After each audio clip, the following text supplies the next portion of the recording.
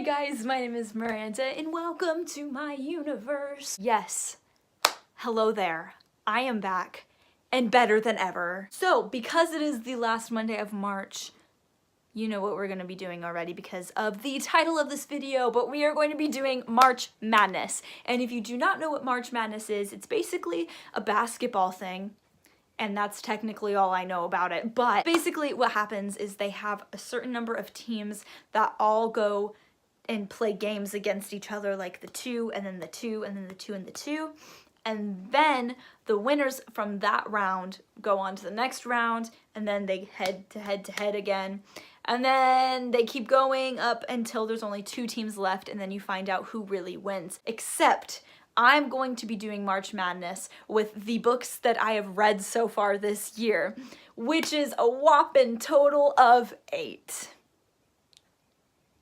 See, this is why I set my reading goal to just 50 instead of 100, because I knew this would happen.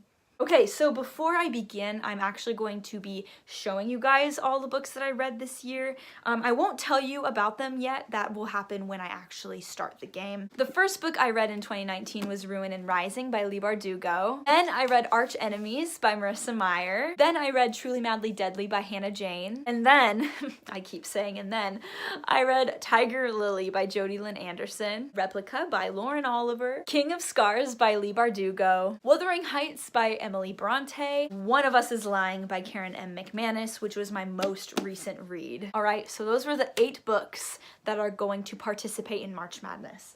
And I have my Life is Rough mug. Get it. And then I have all of the books, all 8 of the books, written on pieces of paper in this mug, and that is how I'm going to see who is going head to head. So let's just get started, shall we? Round 1. We have Replica versus Arch Enemies. So both of these books are definitely different from each other.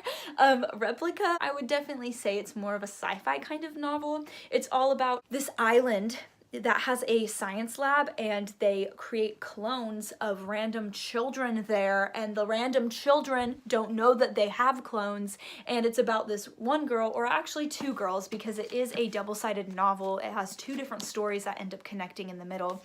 Super cool concept, very well executed, but I think Arch Enemies has to win this one because this book, first of all, it's written by Marissa Meyer, my favorite author ever. It's the second book to one of my favorite books, which is Renegades by Marissa Meyer. And it's about superheroes. Like, superheroes, you guys. Arch Enemies definitely wins round 1. Round 2. Ruin and Rising versus One of Us is Lying. Okay, so we have Ruin and Rising by Leigh Bardugo going against One of Us is Lying by Karen M. McManus.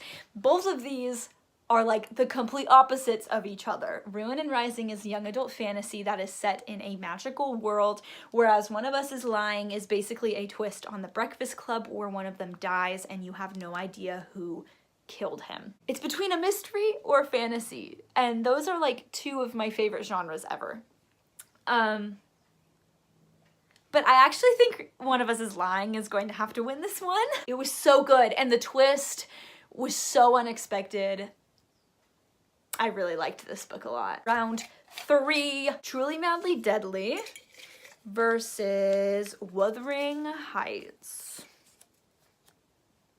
That's the T. If you couldn't already tell, if I was to tell you that one of these books I had to read for English, you'd probably be able to tell which one it was. I had to read Wuthering Heights for my AP Literature class this year, and honestly, it is so good. And I feel like because I had to analyze it and I had to annotate it, I understood it so much more. Honestly, I'm the kind of person where the more I understand something, the more I love something. So I think Wuthering Heights has to win. Plus, it's a classic, and Truly Madly Deadly is a suspense mystery, but the twist just wasn't well done in my opinion, and the characters were just kind of bland. Nothing really stood out to me. Whereas with Wuthering Heights, Holy crap, everything stands out. It is the most ambiguous novel I think I've ever read in my life. You don't know if people are evil, you don't know if people are being real or if they're fake. Half of the time you don't know who's speaking either, which can be super confusing, but when you know that you're supposed to be confused, it just adds so much more to the meaning and the depth of the story. Yeah, I'm nerding out, I'm sorry. I really liked Wuthering Heights. I'm glad I was forced to read it because otherwise I probably never would have read it. And I actually really enjoyed it. So yes, Wuthering Heights has to win this one. All right, and that just leaves us with the last two, which is King of Scars and Tiger Lily. These two are probably my most favorite books that I have read so far this year. So this is gonna be very rough to choose between them. They're very different. Once again, a lot of these challenges have put two different books head to head. So Tiger Lily is a contemporary, but it's also a fantasy retelling of the story of Tinkerbell and Peter Pan. Everything in Neverland is in this book, which I absolutely adore. And then King of Scars is once again set in the same world that the Shadow and Bone trilogy by Leigh Bardugo is set in, so it has magic. Only difference between this book and the Shadow and Bone trilogy is that this book solely focuses in on the main character Nikolai, who is the king of Ravka.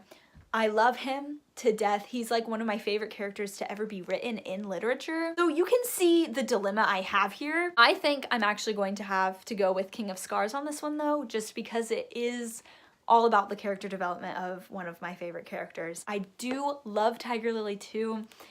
I just think King of Scars beats it by a little bit. Now we have 4 books that are going to continue in March Madness. Round 5! One of Us is Lying versus King of Scars. The mystery book versus the fantasy book. Yeah.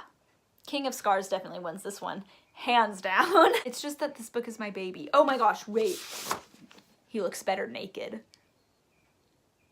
Please don't take that out of context. And then that leaves for round 6, Arch Enemies versus Wuthering Heights, which this one, like, I know I was totally nerding out about Wuthering Heights, but this win has to definitely go to Arch Enemies. I love classics, but I like young adult fantasy more. And now, the grand finale of Miranda's March Madness. King of Scars by Leigh Bardugo versus Arch Enemies by Marissa Meyer. Arch Enemies has my book boyfriend, whereas King of Scars has one of my legit favorite characters in the world. Arch Enemies is in young adult fantasy. King of Scars is also young adult fantasy. Arch Enemies has superheroes. King of Scars has magic.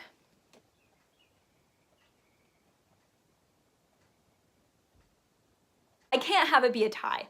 So I'm gonna go with my gut instinct and say Arch Enemies. The thing with Arch Enemies is that it is so unlike any other book I have ever read. The government and the way that their society works and seeing all of that develop along with the characters and how they are in relationship with each other, it's just so unique. There's no other book out there that I've ever read anyways that is anything like this book. Whereas with King of Scars, yeah, it's amazing, it's so great, but you could read any Leigh Bardugo book and it's in the same exact world, which I'm not saying is horrible. I actually really enjoy reading books that are like that. It's just, you can only take so much magic, whereas with Arch Enemies, it's in a world that is all about superheroes, and it's the first superhero book I've ever read. So yes, Arch Enemies definitely wins my March Madness, which means that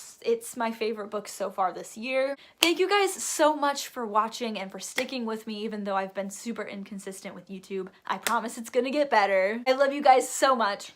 Please be safe, make good choices, and I will definitely see you next week.